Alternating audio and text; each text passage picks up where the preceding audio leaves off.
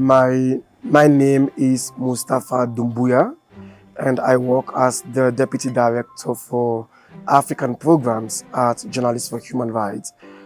Journalists for Human Rights is a Canadian international media development organization where we empower journalists to tell compelling human rights stories on issues actually impacting their communities.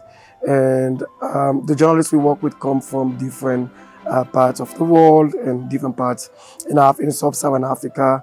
We do work with journalists in Kenya, in Mali, in DRC, in South Sudan, and a couple of other places. Among the issues that we often have to work with journalists on is climate action.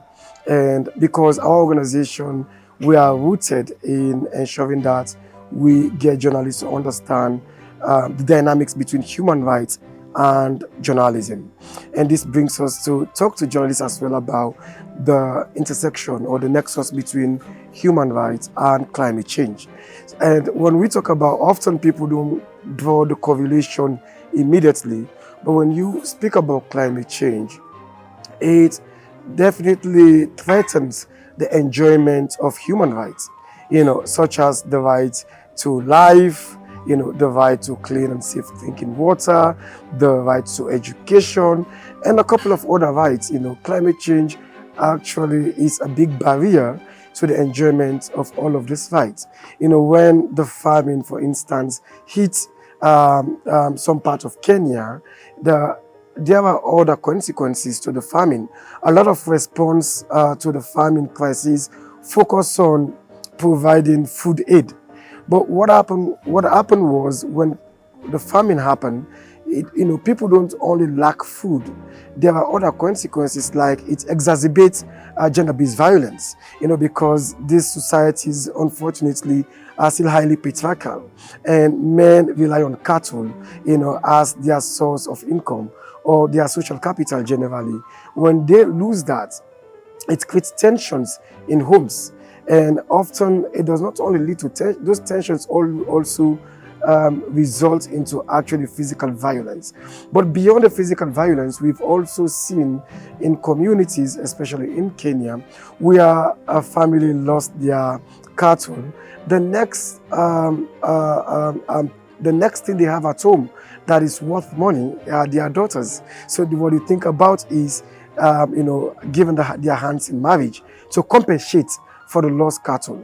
So these are stories sometimes, unfortunately, that are untold when it comes to the impact of climate change. We talk about its impact directly on the environment, but we don't talk much about its social impact in the communities. So at Journalists for Human Rights, we then work with journalists. We work with media houses or media outlets in these communities to help train them on reporting climate change in a compelling but also a nuanced way, to put people at the center of their reporting. Because it's only when journalists themselves are informed, are also empowered with resources and the tools, that they are able to go down to the communities and amplify the voices of the people. Because often there are a lot of things happening in those communities. There are already a lot of locally focused solutions that are not amplified. So journalists have a duty to ensure that the stories are told, to ensure that policymakers, people in positions of authority, people who design policies and responses are able to also be informed. They get to hear the voices of these communities. So through our work with journalists, we've been able to get journalists to prioritize these nexuses between climate change and human rights.